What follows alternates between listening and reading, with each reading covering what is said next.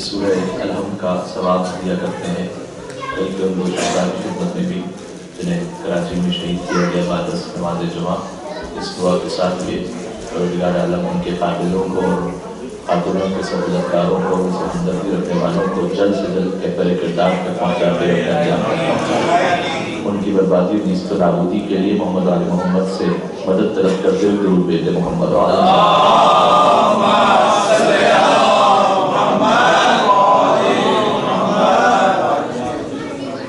اعوذ باللہ من الشیطان اللعین الرجیم، بسم اللہ الرحمن الرحیم، لا حول ولا قوة الا باللہ العلی العظیم، حسبنا اللہ ونعم الوکیل، نعم المولا ونعم النصیر، وبہ نستعین، وهو خیر معین، وصلی اللہ علی رسولہ الکریم، حبیب الہ العالمین، سیدنا و نبینا و شفیع ذنوبنا و طبیب نفوسنا ومولانا ومولا الثقلین، جد الحسن والحسین ابی القاسم محمد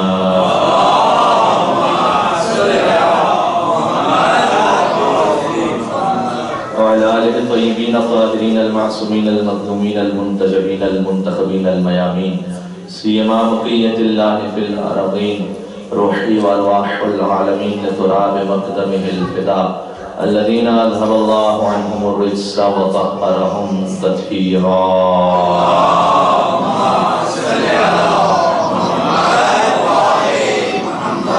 رحمة الله على محبيهم واللعنة الدائمة على أعدائهم أجمعين من الأزل إلى قيام يوم الدين۔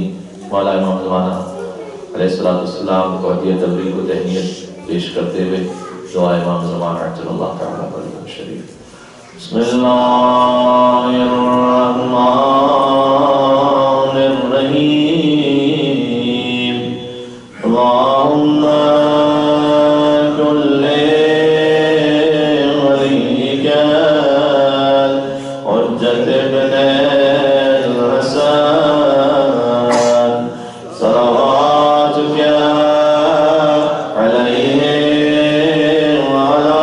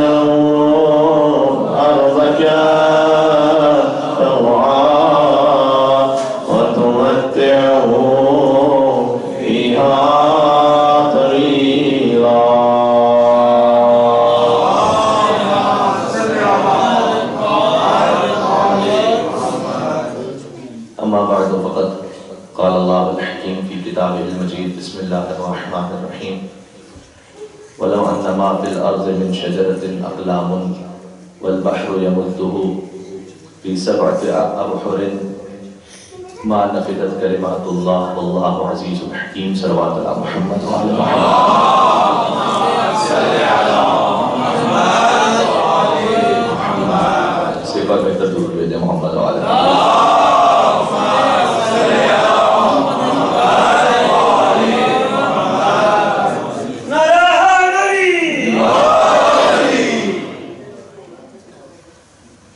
جشن مولا محمد باقر علیہ السلام ہے۔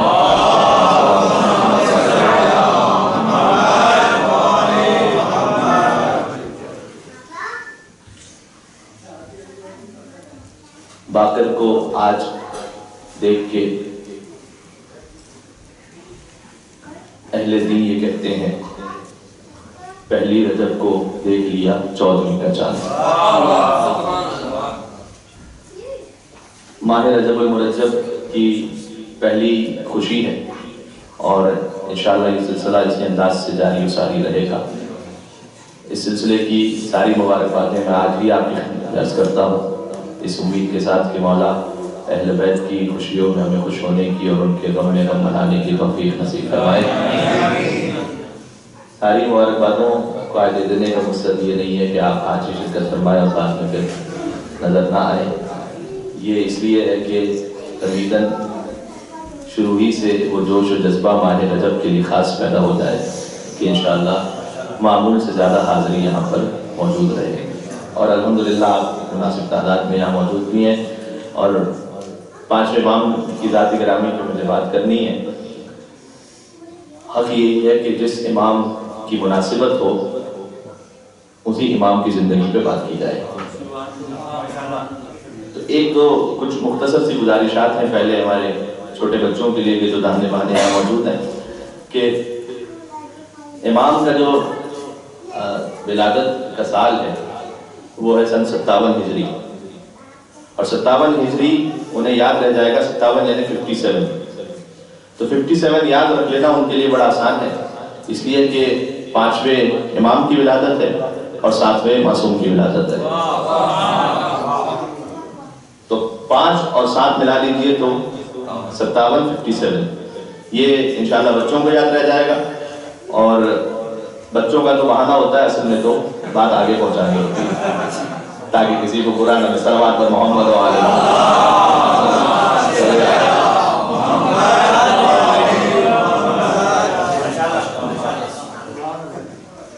اور دوسرا یہ کہ جو عمر مبارک ہے وہ بھی ہے 57 برس.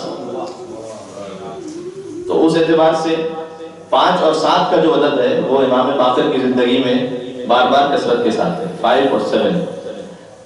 5ویں امام 7ویں معصوم 57 years ایج اور 57 سال ہے ولادت کا. اور یہ بھی بچوں کے لیے جملہ اور آپ سمجھ گئے کہ میں آگے کہتا ہوں تھوڑا سا بات. وہ یہ کہ واحد سلسلہ امامت میں وہ امام ہے کہ جو خالص علوی بھی ہے اور فاطمی بھی ہے. یہ بات اس انداز سے اگر پہنچ جائے آپ کی خدمت میں کہ وہ امام کہ جن کے دادا بھی 12 ائمہ میں شامل ہیں اور وہ واحد امام کے جن کے نانا بھی 12 ائمہ میں شامل ہیں. اس لیے کہ امام کے والد ظاہر ہے کہ امام سید الساجدین ہے اور امام کے جو دادا ہیں وہ امام حسین علیہ السلام ہیں.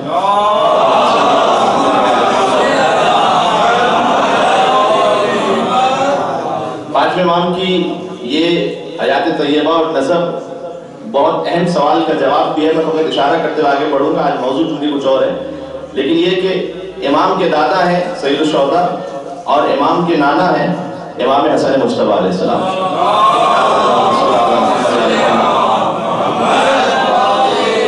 امام کی جو والدہ گرامی ہے وہ امام حسن مجتبیٰ کی دختر ہے. لہذا اس اعتبار سے وہ واحد امام ہے کہ جو اس سوال کا جواب بھی ہے کہ در حقیقت جب شیعوں پر یہ اعتراض ہوتا ہے کہ شیعوں نے نسل امامت حسین کی اولادوں سے تو آگے بڑھائی ہے لیکن حسن کی اولاد سے آگے نہیں بڑھائی. تو اس کا ایک بنیادی ترین تو جواب تو یہ ہے کہ وہ اس عقل کے بیچارے اندھے کو کیا کہا جائے کہ نہ شیعوں نے اپنی مرضی سے کسی کو امام بنایا ہے. اس لیے کہ ہمارا تو عقیدہ بالکل حضرت موسیٰ علیہ السلام کا کلام قرآن کریم میں موجود ہے. معروف دعا ہے رب اشرح لی صدری ویسر لی امری واحلل عقدۃ من لسانی یفقهوا قولی واجعل لی وزیرا من اہلی ہارون اخی. یعنی یہ جو دعا ہے واقع اس سے بڑے مسائل حل ہو جاتے ہیں. رب اشرح لی صدری پروردگار میرے سینے کو کشادہ کر دے. جو سینے میں جو تنگی ہے جب کار تبلیغ ہوتا ہے تو واقع انسان کسی مرحلے پر آ کر تنگی محسوس کرتا ہے کہ اب کوئی ساتھ دینے والا نہیں ہے, بات کرنا مشکل ہے. تو جو سینے میں جو تنگی ہے جسے تھوڑا سا میں کل سے محسوس کر رہا تھا کسی خاص مسئلے کی وجہ سے, تو جو پہنچ جائے وہ پہنچ جائیں گے. تو وہ رب اشرح لی صدری پروردگار یہ جو تنگی ہے دل میں اسے کھول دے. ویسر لی امری تو ہی وہ ہے جو میرے کام کو آسان بنا دے. اور یفقہوا قولی واحلل عقدۃ من لسانی میری زبان کی گرہیں کھل جائیں. یفقہوا قولی تاکہ میری بات کو سمجھ سکیں. اس کے بعد فرمایا کہ واجعل لی وزیرا من اہلی ہارون اخی. پروردگار وجعل لفظ بلفظ بالکل ترجمہ ایک لفظ کی جانب سے اضافہ کمی نہیں ہے. وجعل اور تو بنا لی میرے لیے وزیرن ایک وزیر من اہلی جو میرے اہل میں سے ہے. ہارون اخی ہارون اس کا نام ہے, اخی رشتے میں میرا بھائی ہے. اس سے زیادہ سادہ ترجمہ میرے سے کرنا ممکن نہیں تھا. وَاجْعَلْ لِي وَزِيرًا مِّنْ أَهْلِي هَارُونَ أَخِي. پروردگار تو بنا میرے لیے میرے اہل میں سے ایک وزیر, نام ہارون, اخی رشتے میں میرا بھائی. اے موسیٰ, اللہ سے کہہ رہے ہیں کہ پروردگار تو بنا ایک وزیر, عہدہ بھی بتلا رہے ہیں, اس کا خاندان بھی بتلا رہے ہیں, من اہلی میرے اہل بیت میں سے, نام بھی بتلا دیا کہ نام ہارون ہے, اور اخی رشتے میں میرا بھائی ہے. سبھی کو جب بتا دیا تو پھر خود بنا کیوں نہیں لیتے بھائی؟ خود بنا لیجیے جب سب کچھ ہی خود کہہ دیا ہے کہ یہ بھی ہو, یہ بھی ہو, یہ بھی ہو, یہ بھی ہو. ٹھیک, یہ اس کی بالکل مثال ویسی ہے کہ جیسے آپ کسی کو دعوت دیں گھر پہ اور آپ ان سے کہیں کہ کیا پسند فرمائیں گے آپ, تو کہیں کہ ویسے تو جو آپ کی مرضی ہے لیکن میں مٹن کھانا پسند کرتا ہوں, اور ویسے تو خیر آپ کی مرضی ہے لیکن میں سویٹ ڈش میں یہ پسند کرتا ہوں, اور ویسے تو خیر آپ کی مرضی ہے لیکن میں یہ کہہ رہا ہوں. تو آپ کہیں گے کہ بھائی یہ عجیب مذاق ہے کہ ویسے تو میں یہ بات لیکن معین بھی کرتے جا رہے ہیں, معین بھی کرتے جا رہے ہیں, معین بھی کرتے جا رہے ہیں. تو اے حضرت موسیٰ, آپ کہہ رہے ہیں پروردگار تو بنا, لیکن کیسے بنا؟ ہارون بتلا رہے ہیں میرا بھائی ہے میرے اہل بیت میں سے, اور وزیر بنا دے. تو حضرت موسیٰ کا جواب یہ ہوگا کہ دیکھو میں خدا کو ریکمینڈ تو کر سکتا ہوں, اپنی مرضی سے بنا نہیں سکتا ہوں. یہی سادہ سا اس کا حل ہے کہ پروردگار میں تجھے گزارش کر سکتا ہوں, دعا مانگ سکتا ہوں, تیری مرضی کے بغیر بنا تو میں اپنا وزیر بھی نہیں سکتا. تو جب موسیٰ کا وزیر العظم جیسے نبی کے وزیر کو بنانے کا اختیار خود حضرت موسیٰ کو نہ ہو, تو خاتم الانبیاء کے وزیر کو بنانے کا اختیار عرب کے بدوؤں کو کہاں سے حاصل ہوا؟ حضرت علی علیہ السلام بلند صلوات.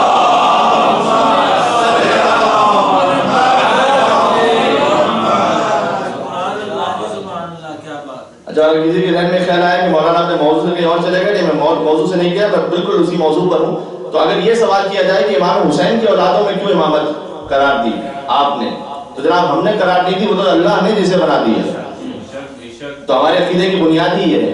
دوسرا یہ کہ امام حسن مجتبیٰ کا نور بھی اس امامت میں مکمل طور پر شامل ہو جائے, تو اس ہستی کا نام محمد باقر ہے کہ جہاں نور حسنی اور نور حسینی مل رہا ہے. اور یہاں سے جو آگے سلسلہ ہے وہ نور حسنی اور نور حسینی پر مشتمل ہے. اس لیے مولانا محمد باقر کی ذات گرامی خاص اہمیت کی حامل ہے.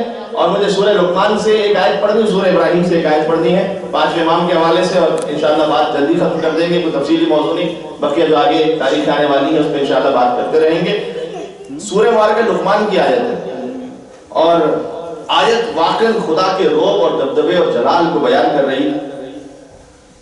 آیت یہ ہے کہ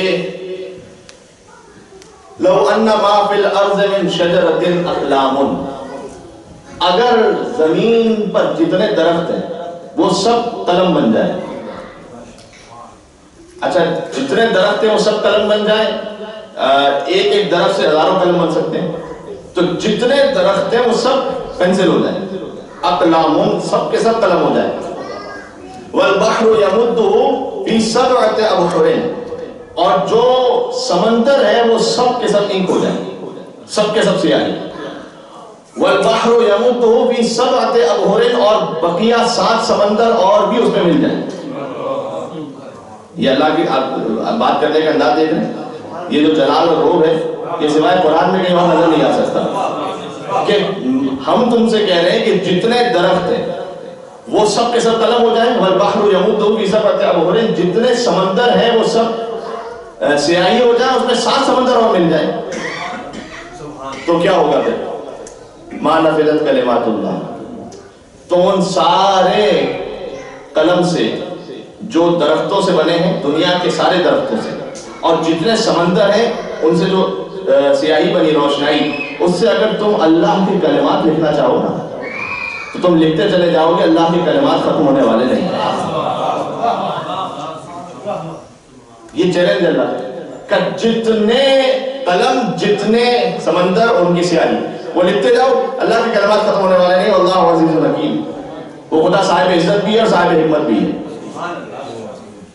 آپ کے 5ویں امام کی محفل تھی, کوئی اصحاب بیٹھے ہوئے تھے, کسی نے آیت پڑھی ہے میرے ساتھ, کسی نے آیت پڑھی اور اس نے جیسے ہی آیت پڑھی تو اس نے سوال کیا کہ مولا ما ہی کلمات اللہ, مولا یہ اللہ کے کلمات کون سے ہیں تاکہ میری بات پہنچ سکے, تاکہ دنیا کے سارے درخت بھی قلم بن جائیں اور سارے سمندر بھی سیاہی بن جائیں اور 7 سمندر اور مل جائیں, کلمات ختم ہونے والے نہیں. ما ہی کلمات اللہ, امام نے فرمایا واللہ نحن کلمات التی ما نفدت کلماتہ ولا تحصى فضائلہ, اگر دنیا کے سارے سمندر بھی سیاہی ہو جائیں, دنیا کے سارے درخت بھی قلم ہو جائیں اور تم ہمارے فضائل کو لکھنے بیٹھ جاؤ تو ہم وہ کلمات ہیں کہ جو ختم ہونے والے نہیں.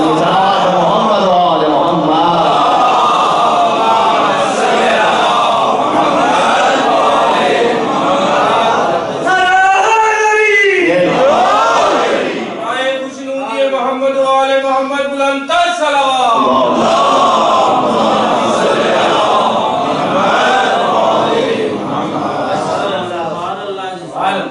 لہذا 5ویں امام ہی کی حدیث ہے, دیکھیں میں بالکل 5ویں امام کی ذات گرامی ہی سے بات کروں گا. 5ویں امام ہی کی حدیث ہے کہ کما لا تقدر علی صفت اللہ لا تقدر علی صفت اللہ, جیسے تم کبھی اللہ کی توصیف بیان نہیں کر سکتے, خبردار یہ نہ سوچنا کہ تم ہمارے فضائل کو بیان کر سکتے ہو. کما لا, بالکل کما سے تشبیہ دی ہے, جیسے تم اللہ کی فضائل, اللہ کی توصیف کبھی بیان نہیں کر سکتے. لا تقدر علی صفت اللہ, تم میں یہ قابلیت بھی نہیں ہے کہ تم ہماری صفت کو بیان کر سکو, کما حقہ بیان کر سکو. دیکھیں یہ ہے باقر العلوم, اور اب تک جو 2-4 جشن میں نے آپ کے سامنے عرض کی ہیں اس میں اہل بیت کے ناموں کے بارے میں کچھ نہ کچھ گزارش کر چکا ہوں. بیوی کے نام کے حوالے سے بھی بات آ چکی ہے, حضرت ثانی زہرا سلام اللہ علیہ کے نام گرامی کے حوالے سے بھی کچھ بات آ چکی ہے, اور انشاءاللہ 13 رجب کو مولا علی کے نام گرامی سے بھی بات ہوگی. تو ان کے جو نام ہیں نا, اس میں ان کے فضائل ایسے پوشیدہ ہیں, ان کے نام ان کے والدین نے تھوڑی رکھے, ان کے نام اتنے رکھے ہیں کہ جو بے اولاد ہے, جس کی کوئی اولاد نہیں, جو لم یلد ولم یولد. تو ان کے, اور جیسے کہ امام نے یہ فرمایا, امام صادق کی حدیث ہے, فرمایا کہ یلحق فضائل اولنا من فضائل آخرنا, جو ہمارے اول کے فضائل ہیں وہ آخر کے فضائل سے مل جاتے ہیں, اور جو ہمارے آخر کے فضائل ہیں وہ اول کے فضائل سے مل جاتے ہیں. لہذا یہ ایک نور کا ایسا مجموعہ تھا کہ اللہ سبحانہ و تعالیٰ نے چاہا کہ میری صفات کے مختلف مظہر واضح ہوتے چلے جائیں. لیکن میں نے پہلے عرض کیا تھا کہ ابتدائی باتیں کوئی بچوں کے لیے تھی, اور اب تھوڑا سا شاید میرے ساتھ رہیں گے آپ, کہ جتنے خدا کے مختلف صفات کے مظہر ہیں, خدا کی ذات کا مظہر, وہ خدا کی ذات, وہ اس کی کوئی مثل نہیں, لیسا کمثلہ شیء, لیکن جو اس کی جتنی صفات ایٹریبیوٹس ہیں جتنے, اب آپ, میں پھر ایک چھوٹی سی مثال دے دوں. آپ میں سے کچھ یہاں تشریف فرمائے, کچھ سامعین یہاں تشریف فرمائے. اچھا, جو سامعین یہاں تشریف فرمائے وہ شاید اس دائیں رخسار کو دیکھ رہے ہوں اور یہاں سے وہ دیکھ رہے ہوں, لیکن وہ بایاں رخسار ان کے سامنے اس انداز سے واضح نہ ہو. اور جو یہاں تشریف فرمائے ان کے لیے یہ جو جسم کا حصہ ہے وہ زیادہ واضح ہے, اور اس طرف کا حصہ زیادہ واضح نہیں ہے. تو اس وقت آپ کے سامنے جو ہماری شخصیت ہے اس میں سے ہر ایک کے لیے کچھ نہ کچھ سامنے ہے, مکمل طور پر سامنے نہیں ہے. بس جب خدائے لم یزل نے چاہا کہ کوئی ایسا بنایا جائے کہ جو اتنا قابل حمد ہو کہ اس کی تعریف کبھی ختم ہی نہ ہو سکے, تو اس نے محمد بنا دیا.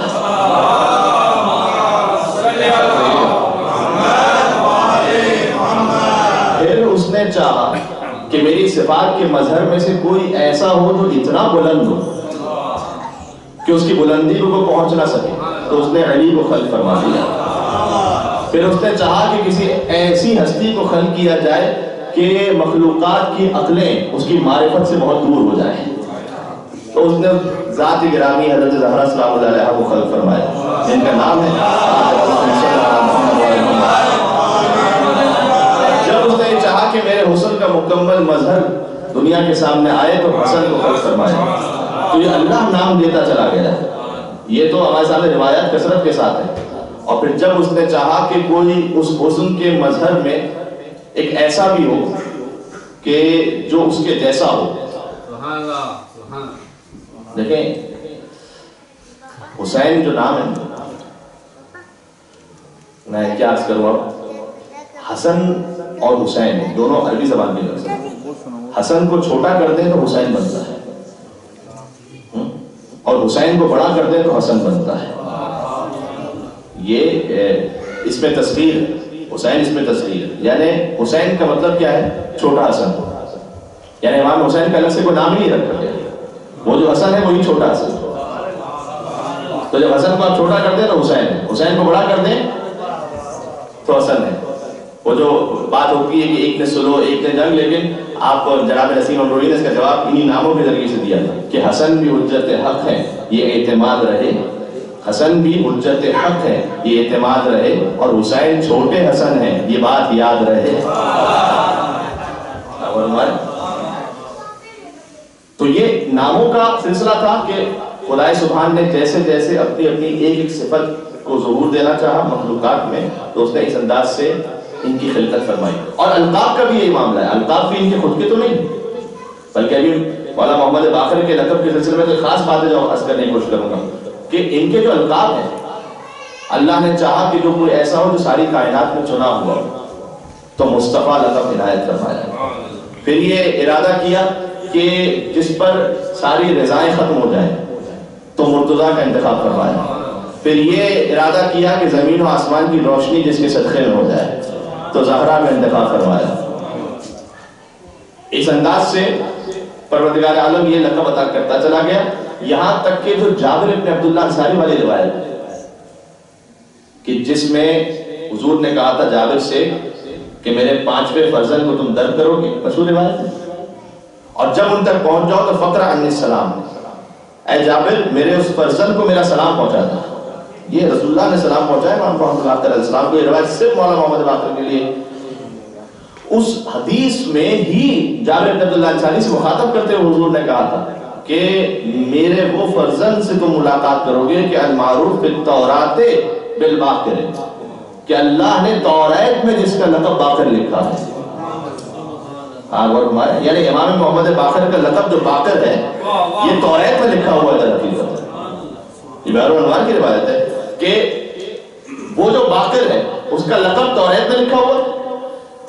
اور باقر کا مطلب جانتے ہیں آپ، میں پھر سے عرض کر دوں تاکہ تذکر ہو جائے گا. باقر العلوم، علوم کو شگافتہ کرنے والا، اس لیے کہ میرا یہ فرزند وہ ہوگا کہ شمائلہ، شمائلی اس کا جو نقشہ ہے، اس کا جو کردار ہے، اس کی جو صفت ہے، اس کی جو چال ہے، اس کی جو ڈھال ہے، اس کی جو رفتار ہے، اس کی جو گفتار ہے، وہ سب کی سب میری طرح ہوگی.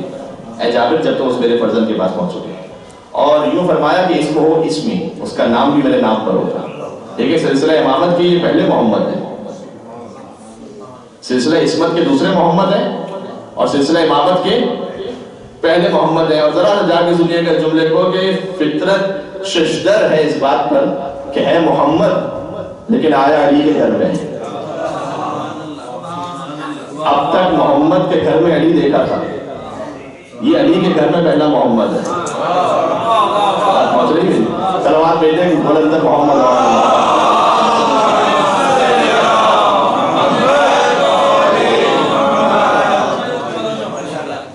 لہذا جب جابر بن عبداللہ انصاری نے دیکھا، چوتھے امام کے ساتھ تھے، جب چوتھے امام کو دیکھا تو جابر بیان فرماتے ہیں کہ ایک بچہ ان کے ساتھ تھا، اور میں نے اس بچے سے یہ کہا کہ آگے بڑھیے گا، اور وہ بچہ آگے بڑھا. پھر میں نے اسے کہا کہ آپ پیچھے تشریف لے جائیے گا. بچہ پیچھے ہوا تو جابر کہتے ہیں کہ خدا کی قسم یہ وہی رفتار ہے جو رسول اللہ کی رفتار تھی، اور آپ وہی ہیں کہ میرے رسول نے حکم دیا تھا مجھے کہ جب بھی آپ کو دیکھو، چوتھے امام سے پہلے تصدیق کیا البتہ، کافر آپ وہی ہیں کہ جب بھی آپ کو دیکھو تو رسول اللہ نے مجھے حکم دیا تھا کہ ان کا سلام آپ تک پہنچا. اور جابر قدموں میں گرے 5ویں امام کے، اور 5ویں امام نے جو علامہ ذیشان الجباری صاحب نے یہاں سے لکھا ہے کہ 5ویں امام نے انہیں اٹھایا اور کہا کہ آپ میرے جد کے صحابی ہیں، اور میں یوں پسند نہیں کرتا کہ آپ میرے قدموں کا بوسہ لیں. اب دیکھیں جابر کتنے عظیم صحابی ہیں، حدیث قصہ کے راوی ہیں. تو صحابیت کی آخری ترین معراج یہ ہے کہ وہ امامت کے قدموں کا بوسہ لیتے ہیں.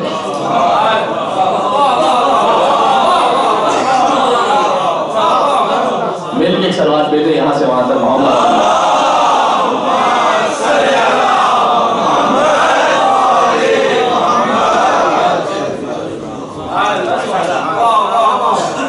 جہاں سے صحابیت کا اختتام ہوتا ہے وہاں سے امامت کا آغاز ہوا کرتا ہے.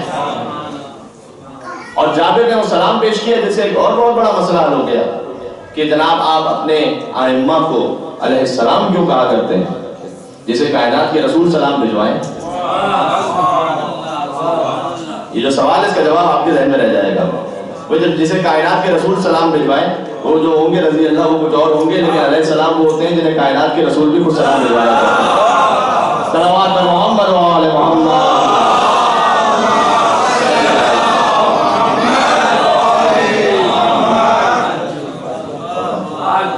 تو وہ علیہ السلام کا مسئلہ بھی امام باقر علیہ السلام کی زندگی سے حل ہو جاتا ہے. اور پھر وہ علوم کو جس انداز سے شکافتہ کیا مولا نے کہ وہ منزل تھی کہ علم تفسیر پر کثیر احادیث بیان فرمائی، علم فقہ اور علم اخلاق پر کثیر احادیث بیان فرمائی. لہذا ہر علم پانچویں امام کو بھرپور انداز سے موقع ملا تھا. اور جو پانچویں امام کا مقدمہ تھا وہی صادق محمد کی زندگی میں جاری رہا کہ گویا امام صادق نے جس مدرسے کو آگے بڑھایا تھا اس کی بنیاد تو پانچویں امام نے رکھی تھی. اور پانچویں امام علوم کو شکافتہ کرتے گئے. کلام حکم نور یہ زیارت جامع کبیرہ کا جملہ ہے. اور موضوع کا اعلان بھی کر دوں کہ زیارت جامع کبیرہ کیونکہ 10ویں امام کی تعلیم کردہ زیارت ہے، لہذا جو منڈے کو روز پیر جو مجلس ہونے والی ہے شہادت امام دہم کے سلسلے میں، اس پہ زیارت جامع کبیرہ موضوع رہے گا انشاءاللہ. تو زیارت جامع کبیرہ کلامکم نور وامرکم رشد ووصیتکم التقوی فعلکم الخیر، بڑی تفصیلی زیارت ہے. اے اہل بیت، در حقیقت آپ کا جو کلام ہے وہ نور ہے. کیا مطلب اس کا؟ یعنی جو علم آپ کے در سے آتا ہے اس علم میں نورانیت ہے. کوئی پی ایچ ڈی ہو، کوئی ماسٹرز ہو، کوئی کسی لیول سے ہو اور پڑھنا چاہیے. اور بالکل ظاہر ہے کہ میں کیسے اس کے برخلاف کی بات کہہ سکتا ہوں کہ جبکہ عائشہ اللہ شیطانی نے بھی بار بار نصیحت فرمائی ہے کہ آپ اپنے بچوں کو اعلیٰ ترین تعلیم دلوائیں. تو وہ تو ضرور ہے، وہ تعلیم تو اپنے مقام پر ہے. لیکن ہم سب جانتے ہیں کہ اس وقت جو سسٹم ہے، ایجوکیشنل سسٹم، وہ آپ کو پڑھا تو دیتا ہے لیکن آپ کو نور عطا نہیں کرتا. یہ جو نور حاصل ہوگا وہ اہل بیت کے کلام سے حاصل ہوگا.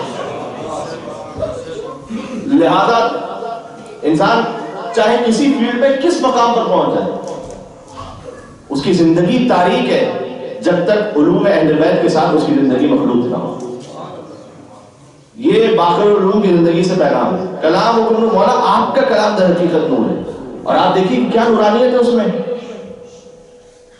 اور یقین فرمائیے گا کہ چونکہ ہم اہل بیت قرآن سے تو ہم دور ہو ہی گئے، اہل بیت اطہار علیہ السلام کی بھی احادیث سے ہم در حقیقت دور ہو گئے. تو جب ان کے کلام کو آپ ملاحظہ فرمائیں، یقیناً کسی استاد کی رہنمائی میں ہو تو بہت اچھی بات ہے، لیکن ویسے بھی آپ مطالعہ فرماتے رہیں. مثلا نہج البلاغہ ہے، کلمات اتصال. نہج البلاغہ اگر آپ پہلے حصے سے پڑھنا شروع کریں گے تو مجھے یقین ہے کہ 2 دن بعد اس کو چون کر رکھ دیں گے ایک طرف، اس لیے کہ اس میں خطبات بھی ہیں، تفصیلی موضوعات ہیں، توحید پر بحث ہے. اسے پڑھنا مشکل ہے، سمجھنا اتنا آسان نہیں ہے. اس کے بعد جو ہے وہ لیٹرز ہیں، تو وہ لیٹرز ہیں تو پھر اس میں بھی جب تک آپ ہسٹوریکل بیک گراؤنڈ نہ سمجھتے ہو تو بڑا مشکل ہے کہ اس کو آگے تک انسان فالو کر سکے. تو نہج البلاغہ اسٹارٹ کرنے کا طریقہ کیا ہے؟ وہ ضرور ہمیں خطبات تک بھی پہنچنا ہے اور لیٹرز تک، لیکن اسٹارٹ کرنے کا طریقہ یہ ہے آسان طریقہ. باقی یہ کوئی ہارڈ اینڈ فاسٹ کا معاملہ نہیں ہے، آپ کی جیسے مرضی ہو. ہماری جانب سے سجیشن یہ ہے کہ کلمات اختصار، چھوٹے چھوٹے کلمات، ون لائنر. اختصار کا کیا مطلب ہوتا ہے؟ One liner. آپ وہ پڑھیں. اس میں فائدہ یہ ہے کہ ضروری نہیں ہے کہ پورا آدھا گھنٹہ نکال کے کوئی پڑھے. وہ 2 سے 3 منٹ بھی اگر آپ کے پاس ہے، اور آج انٹرنیٹ موجود ہے، آپ بالکل ڈاؤن لوڈ کر کے اپنے پاس بھی رکھ سکتے ہیں. کلمات اختصار پڑھنا شروع کیجیے. کلام حکم نور، نور ملے گا تو علی کے کلام سے ملے گا. علی کا ذکر کرو روشنی کے لہجے میں، کہ خدا کا نور ہے شامل علی کے لہجے میں. اللہ اکبر. یہ ابن ابی العزیز معتزلی نے کہا تھا. میں کسی اور طرف نہ نکل جاؤں اس لیے میں بالکل روک رہا ہوں اپنے آپ کو, ورنہ نہج البلاغہ پہ بہت بات ہو سکتی ہے. کہ ابن ابی العزیز نے کیا کہا تھا, میں نے جتنا علی کے کلام کو پڑھا مجھے محسوس ہوا کہ تحت کلام الخالق و فوق کلام المخلوق, علی کا کلام خالق کے کلام سے نیچے ہے لیکن ہر مخلوق کے کلام سے بالا تر ہے. اور میں نے اپنے آپ کو پابند کر دیا تھا کہ جب تک میں نہج البلاغہ کی شرح نہ دیکھ لوں میں کتاب خانے سے باہر نہیں نکلوں گا. اور انہوں نے اس منت پر عمل کیا, لائبریری میں اپنے آپ کو بند کر دیا تھا. اور 4 سال اور چند ماہ تک ابن ابی العزیز معتزلی شرح کو لکھتے رہے, یہاں تک کہ وہ یہ فرماتے ہیں کہ جیسے علی کی ظاہری خلافت 4 سال اور چند ماہ تک تھی تو مجھے علی کے صدقے میں توفیق نصیب ہوئی کہ نہج البلاغہ کی شرح بھی 4 سال اور چند ماہ میں مکمل ہو گئی. تو علی کا ذکر کرو روشنی کے لہجے میں کہ خدا کا نور ہے شامل علی کے لہجے میں, کہ اگرچہ نہج بلاغہ ہے آدمی کا کلام مگر یہ بات کہاں آدمی کے لہجے میں.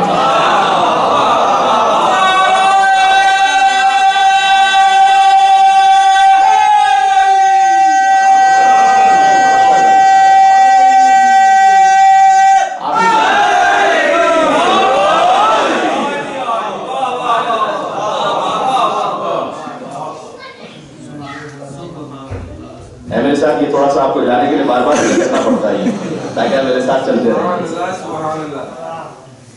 تو اہل بیت کا جو کلام ہے وہ نور ہے.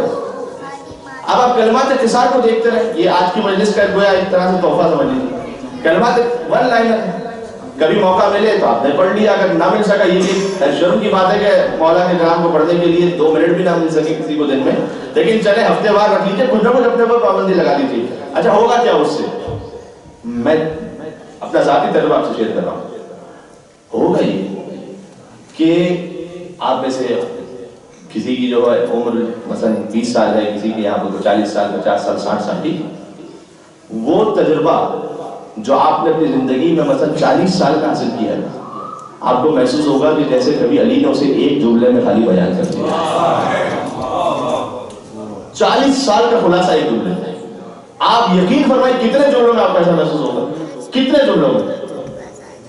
ابھی ایک جملہ میں شیئر کر دیتا ہوں آپ سے, آپ دیکھیے ہے یا نہیں ایسا. فرمایا کہ علم کے شرف کے لیے اتنا ہی کافی ہے کہ اس کا نہ رکھنے والا بھی اس کا دعویٰ کرتا ہے.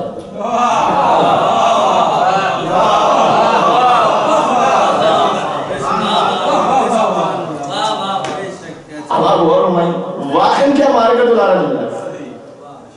اس ایک جملے میں پوری ہیومن سائیکالوجی موجود ہے علم کے حوالے سے. علم کے شرف کے لیے آگے ایک اور جملہ بھی ہے, وہ شاید اس سے بھی زیادہ لطیف ہے, کہ علم کے شرف کے لیے اتنا ہی کافی ہے کہ اس کا نہ رکھنے والا بھی اس کا دعویٰ کرتا ہے. دوسرا جملہ اسی کے تسلسل میں فرمایا کیا کہ اور اسے کسی یعنی علم کو کسی کی طرف منسوب کر دیا جائے تو وہ بہت خوش بھی ہو جاتا ہے.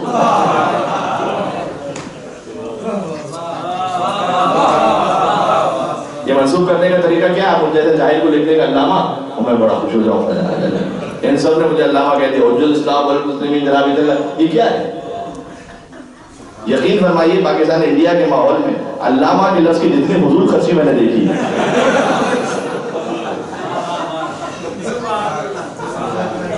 اس پر بھی ایک حق بنتا ہے کہ آپ صلوات بھیجیں محمد.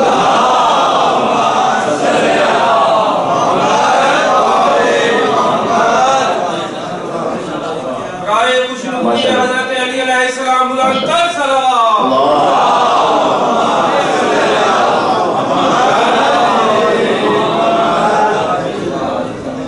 یہ سب آخر العلوم سے بیان ہو رہا ہے آپ کی خدمت میں. یعنی واقعی میں اپنے آپ کے لیے تو کسی اور کے لیے کہہ, ہم جیسوں کی کیا اوقات ہے کہ وہ حقیقی معنوں میں جو علامہ ہے, یعنی تاریخ میں علامہ اتنا بڑا لقب گزرا ہے, علامہ ہلی, علامہ مجلسی, جو اس لیول کا محدث ہو جس نے 60,000 حدیثوں کو جمع کیا ہو, پھر کہتے تھے علامہ. اب یہاں جیسے عربی کسی کی عبارت پڑھنے نہ آتی ہو تو یہ کیسے سمجھ آئے گا. اب دیکھیں مولا علی کا ایک جملہ ہے تو ہمارے پورے پاکستان انڈیا کے پچھلے 30-40 سال کے تجربے کا ایک جملہ ہے کہ علم کے شرف کے لیے اتنا کافی ہے کہ اسے کسی کی طرف منسوخ کر دو تو وہ خوش ہو جاتا ہے. یہ ہے اہل بیت کلامکم نور. آپ کے کلام سے روشنی ملتی ہے. اس لیے یہ ضرور کوشش کیجیے. آج کے زمانے میں مشکل کام بھی نہیں, بالکل انٹرنیٹ پر آسانی کے ساتھ اردو انگلش سب مٹیریل اویلیبل ہے. مولانا باقر العلوم کے صدقے میں یہ سلسلہ اپنے اوپر آپ ضروری کر لیجیے کہ میں پڑھوں گا اور چیز سمجھ میں نہ آ جائے تو پھر یہ کہ کوئی بزرگ علماء ہے, میں مجھے طالب بھی حاضر ہے, کسی کوئی چیز اور جو مجھے خود معلوم ہوا تو آپ کے سامنے گزارش کر دوں گا. تو یہ باقر العلوم علوم کو شکافتہ کرتے چلے گئے. آخر جملہ بالکل کہہ رہا ہوں مولا کی ولایت کے بارے میں, بلکہ دو جملے کہنے جس سے ایک اور بڑا ویسٹرن ورلڈ کا مسئلہ حل ہو جاتا ہے, جس پہ امام نے بڑی تاکید فرمائی کہ امام کے ایک جانے والے ہی تھے, وہ امام کے گھر پر آئے اور کسی خاتون نے دروازہ کھولا. باقاعدہ روایت پہ یہ جملہ ہے کہ کسی مستور انہوں نے دروازہ کھولا تو گریٹنگز کے لیے اور نفس بھی حاوی ہو گیا, تو انہوں نے اس نامحرم کی طرف ہاتھ ملانے کے لیے ہاتھ بڑھا دیا. تو جیسے ہی انہوں نے کام کیا, امام باقر دیوار کی پشت پہ تشریف فرما گھر سے, فوراً مولا باقر کیا خبردار خبردار یہ شیطانی کام نہ کرنا. تو فوراً پہنچا امام باقر کی خدمت میں, کہتا ہے کہ مولا آپ تو دیوار کی پشت پہ تشریف فرما دیں. امام نے کہا کہ تم وہ ہو کہ دیوار سامنے آ جائے تو دیکھ نہیں سکتے,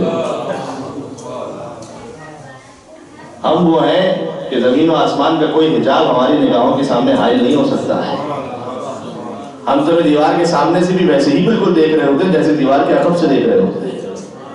تو آپ تصور فرما دیجیے گا کہ ان ظاہری نگاہوں سے مولا امام زمان اوجل ہیں, لیکن جب کوئی ایسی منزل آئے تو تصور فرما دیجیے گا کہ امام زمان مولا محمد باقر امام زمان میں کیا فرق ہے. ہاں مجھے اندازہ ہے کہ کبھی انتہائی سخت کیفیت میں انسان اس انداز سے گرفتار ہو جاتا ہے کہ اس کے لیے اس کام کو اوائڈ کرنا بڑا مشکل ہو جاتا ہے. چونکہ کوئی سیمینار اس قسم کا موضوع نہیں کہ اس پہ تھوڑا سا ڈیٹیل میں آپ نے عرض کروں, لیکن اتنا ضرور ہے کہ بہرحال اس پہ بڑی سخت رولنگ ہے نبی علیہ السلام کی, اور پہلے سے شاید بہت سی باتیں پلاننگ سے اوائڈ کی جا سکتی ہیں کہ انسان کسی طریقے سے بچنے کا امکان پیدا کرے. کہ امام محمد باقر نے ابھی ذرا اس کے نام ہے ہاتھ آگے بڑھایا تھا, امام نے دیوار کے عقب سے اس سے کہا. یہ امام کی ولایت کا ایک مختصر سا مظہر تھا کہ دیوار کے عقب سے بھی امام ایسے ہی دیکھ رہے تھے. اور ایک آخری مظہر امام کی ولایت درج کر دو, بات ختم کر دو, کہ اہل شام میں سے ایک شخص, یہ بھی شیخ صدوق نے امالی میں لکھا ہے اسے, کہ اہل شام میں سے ایک شخص تھا, امام کے پاس مدینہ ملنے آتا تھا, لیکن عجیب تھا, امام کے سامنے اوپنلی کہتا تھا کہ یہ یاد رکھیے گا میں کوئی آپ اہل بیت سے محبت نہیں کرتا, اس لیے نہیں آ رہا آپ کے پاس, آپ کے کلام میں فصاحت اور بلاغت اتنی ہے. ہوتا نا کبھی انسان کلام سے متاثر ہو کر اس کی شیرینی اتنی ہے کہ میں مجبور ہو جاتا ہوں آپ بیٹھنے, بلکہ شیخ صدوق نے تو یہاں تک لکھا ہے کہ میرا, اس شامی نے تو یہ کہا امام کی خدمت میں, کہا کہ میرا تو یقین ہے کہ اللہ کی اطاعت اور اس کے رسول کی اطاعت, نعوذ باللہ من نقل کفر نماز, اللہ اس کے رسول کی اطاعت آپ سے بغض رکھنے ہیں. میں تو آتا ہوں فقط آپ کے کلام کے حسن کو سننے کے لیے. وہ آتا تھا امام کے پاس بیٹھ جاتا تھا, امام نے اسے محفل سے نہیں نکالا اپنی. امام نے ایک جملہ فرمایا کہ جس کا ضرب ہو تو اللہ اسے ہدایت نصیب کر دیتا ہے. یہ کہہ کے آتا رہا امام. اب مدینہ ایک دن آیا ہوا تھا کہ شدید مریض ہو گیا,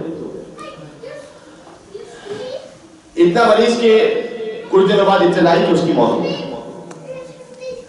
اس کا غلام یا اس کا بیٹا وہ آیا امام کے پاس, کہا کہ فرزند رسول آپ کی محفل میں آتا تھا, وہ تو مر گئے. تو اگرچہ آپ کو مانتا تو نہیں تھا, لیکن ہماری گزارش یہ ہے کہ شاید اس کی کوئی عذاب میں کمی ہو جائے, اس کی عاقبت سنور جائے, تو آپ اس کی میت پر آ گئے. امام نے سر اٹھایا, آدھی رات کا وقت تھا, اور سر اٹھایا, کہا کہ میں آج فجر کی نماز کے بعد اس کے پاس آؤں گا, اور یاد رکھو وہ مرا نہیں, ابھی گش میں گیا ہے. مولا اچھا, وہ سر جھکا کے چلا گیا. امام نے فجر کی نماز پڑھی اور اس کے بعد امام پہنچے. امام وہاں پر پہنچے تو امام نے فرمایا کہ چونکہ یہ شام کا رہنے والا ہے تو وہاں پر ونٹر بہت زیادہ ہے اور مدینہ میں ہے اس وقت گرمی بہت زیادہ ہے, لہٰذا اس کا اثر ہے, بالکل پہلی یہ روایت ہے, اس کا اثر یہ ہے کہ یہ اس وقت رش کے عالم میں ہے, یہ مرا نہیں. اور امام نے گندم یعنی ویٹ کی خاص قسم کی غذا بنوانے کے لیے کہا، جس کی تفصیل بھی روایت میں کہا اسے یہ کھلاؤ تو یہ اٹھ جائے گا۔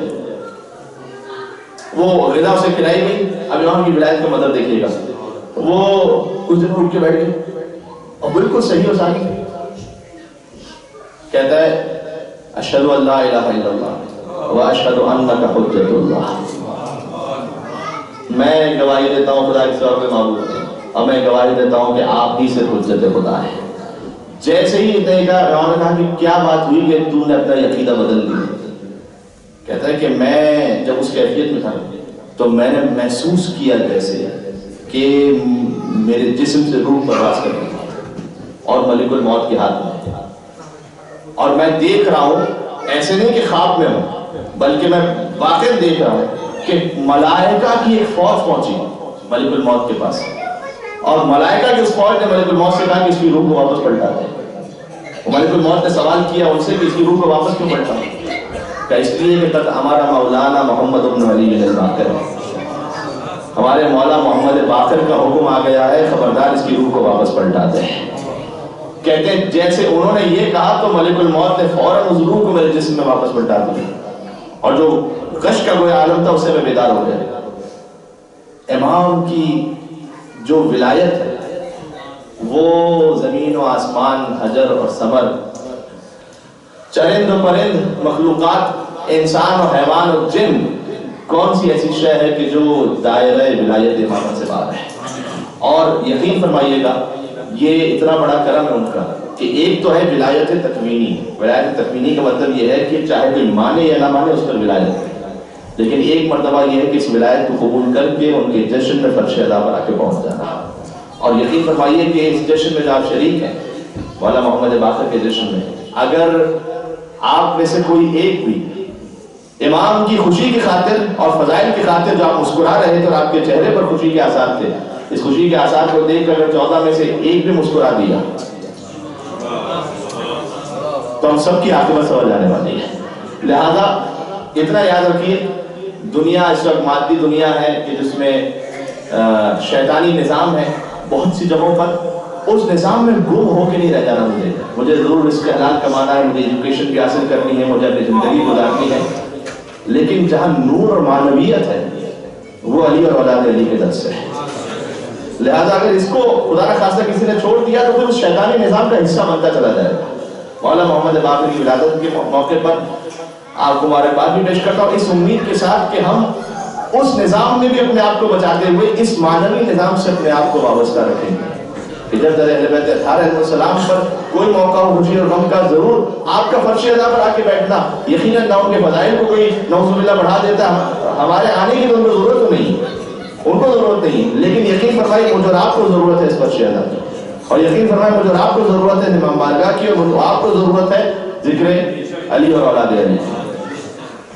اب اور ہمارے اس لیے پروردگار عالم ہم سب کو اہل بیت اطہار علیہ السلام کے در سے متمسک رہنے کی توفیق نصیب فرمائے۔ امام نے مردے کو زندہ کر دیا تھا، اے مولا میرا دل بھی کئی جہت سے گناہوں کی وجہ سے مردہ ہو چکا ہے، اب میں آپ کی خدمت میں اس فرش ادا کروں، آپ سے دعا مانگتے ہوئے کہ اس دل میں آپ اپنے نور کا صدقہ فرما کر نورانیت عطا فرما دیجیے، اور جتنا نورانیت مولا محمد باقر کی بڑھتی چلی جائے گی اتنا ہی انسان شیطان اور گناہوں سے دور ہوتا چلا جائے گا۔ پروردگار اہل بیت اطہار کے نور سے دنیا اور آخرت میں ہمیں منور فرماتے ہیں، ہماری قبروں کو اور بالخصوص قبر کی پہلی رات مولا علی مرتضیٰ کے نور سے منور فرماتے ہیں۔ اہل بیت اطہار کا واسطہ یہاں جتنے مومنین تشریف فرمائے، رجب کا اتنا پاک اور مقدس مہینہ شروع ہو چکا ہے، پروردگار اس مقدس مہینے کے صدقے میں، اس مولود کے صدقے میں جس کی جو حاجت ہے اسے اپنی بارگاہ میں قبول فرما، اور مریضوں کو شفا عنایت فرما، بے روزگاروں کم روزگاروں کو رزق حلال میں وسعت و کثرت برکت نصیب فرما،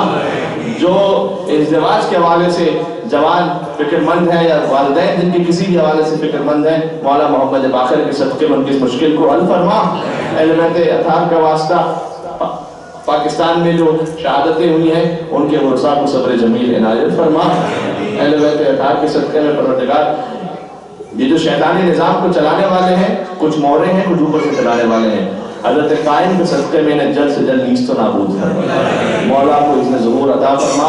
ربنا تقبل منا انک انت السمیع العلیم۔ میں مولا محمد باقر کی دعائے توسل کا جملہ پڑھ دوں گا، آپ اپنے اپنے حاجات کو ذہن میں رکھیں، ظہور امام زمانہ علیہ السلام کی نیت کرتے ہیں۔ بسم اللہ الرحمن الرحیم۔ یا ابا جعفر یا محمد بن علی ایھا الباقر یا ابن رسول اللہ یا حجت اللہ علی خلقہ یا سیدنا مولانا انا توجہنا واستشفعنا وتوسلنا بك إلى الله وقدمناك بين يدي حاجاتنا يا جيران عند الله اشفع لنا ما شاء الله اور بالمؤمن يا جيران عند الله اشفع لنا آخری مرتبہ زور امام زمان دلے یا جیران عند اللہ اشفع لنا عند اللہ۔ مولا محمد باقر کو ہدیہ کرتے ہوئے بلند تر صلوات بھیجیں۔ مولا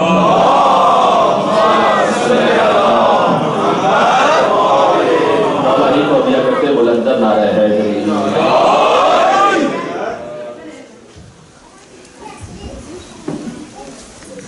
متوجہ سے السلام علیکم یا ابا عبداللہ، السلام علیکم یا ابن رسول اللہ۔